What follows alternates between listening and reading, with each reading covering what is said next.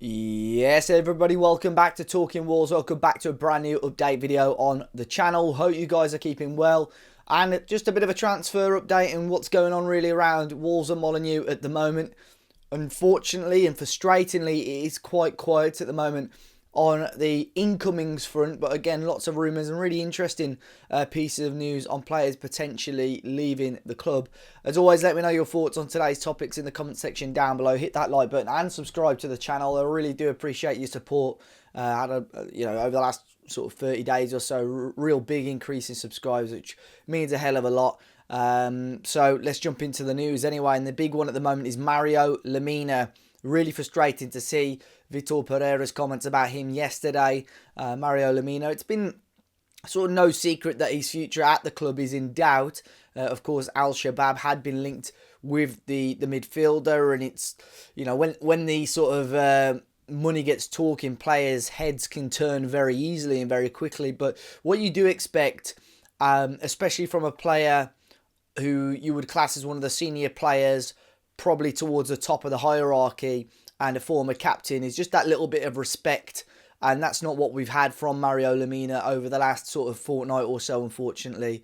We've constantly seen sort of news and rumours that he's ill or is injured, which at the moment seems to be somewhat of a cover-up. He was in the squad and actually came on the pitch against Nottingham Forest. It seemed like Vitor Pereira has sort of wants to potentially keep Mario Lemina as part of his plans at the club.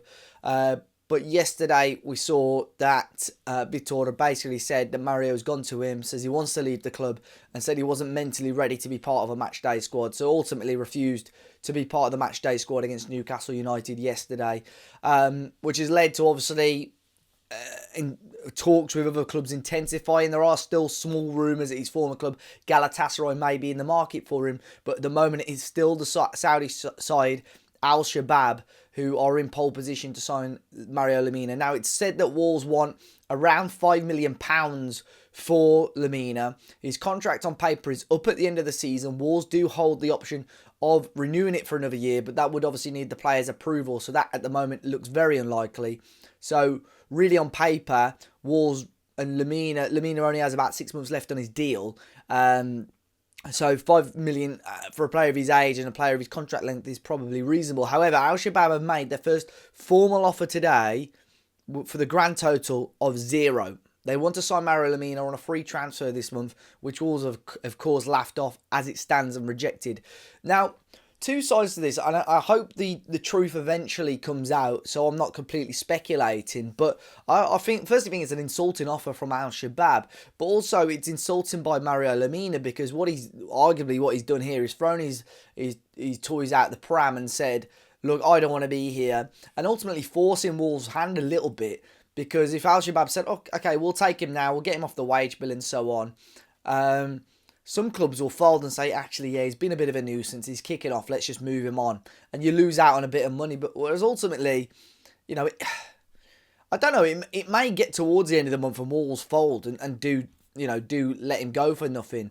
But they don't want to be, they don't want to be messed around, realistically. And Mario is worth a little bit of money, especially if you want him 6 months before the end of his deal. So I think it's an insulting offer by Al-Shabab. I think it's insulting how Mario Lemina has acted, especially with how much the fans have, and how well the fans have treated him over the last sort of 12, 18 plus months or so.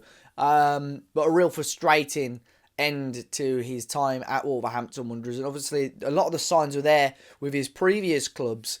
Which is Wolves fans, when you sign a new player, you try and ignore that. You sort of base purely, rightly so, you base your experience on when the player was here.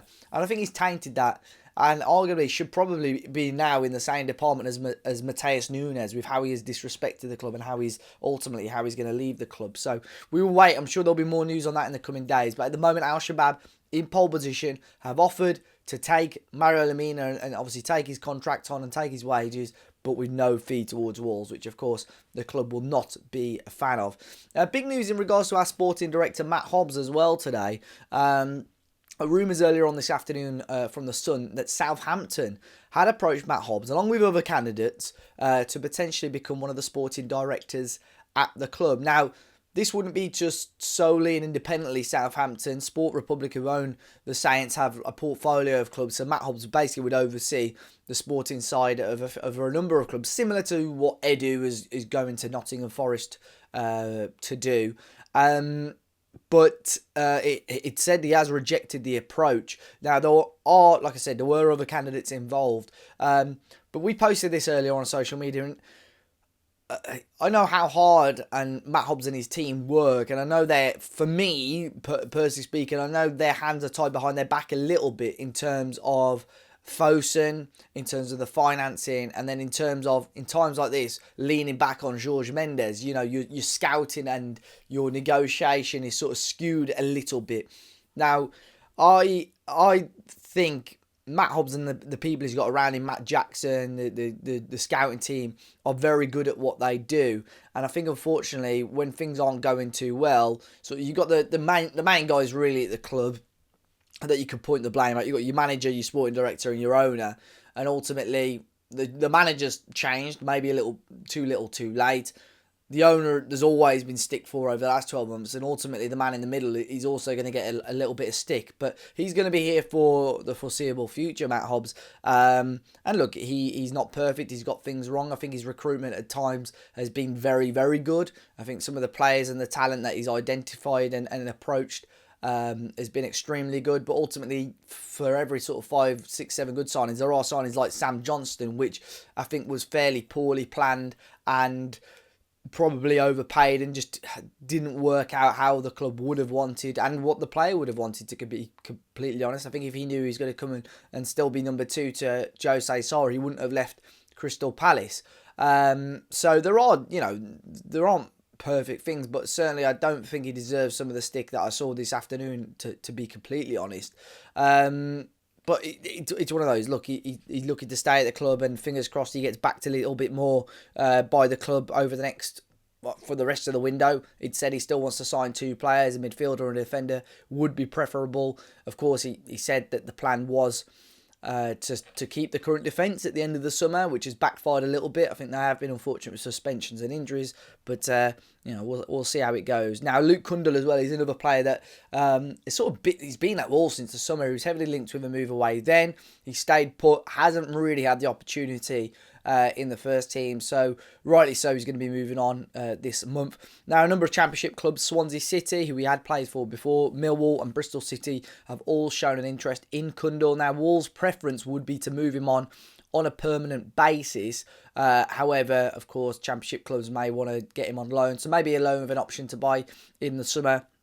All of those clubs are, good sized clubs. Swansea know him well. Millwall and Bristol City, who played in the FA Cup, are doing quite well in the Championship at the moment as well. So all of them would be interesting moves. No fee or value involved as of yet, but I would assume you're probably looking the sort of £2 to £3 million mark for Luke Kundal. We'll wait and see what happens there. A really interesting one from the Sheffield Star today as well. They had an exclusive story about Tommy Doyle.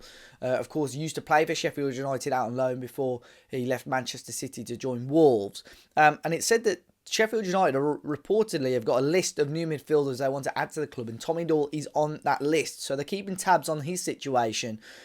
Strange one, really. I think unless Wolves buy 1 or 2 new midfielders and really just want Tommy to get game time and maybe send him out on loan, maybe it could make sense. But certainly, I just can't see this one happening, to be completely honest. On a permanent deal, it would take quite a bit of money. Of course, Wolves paid around the £5 million mark.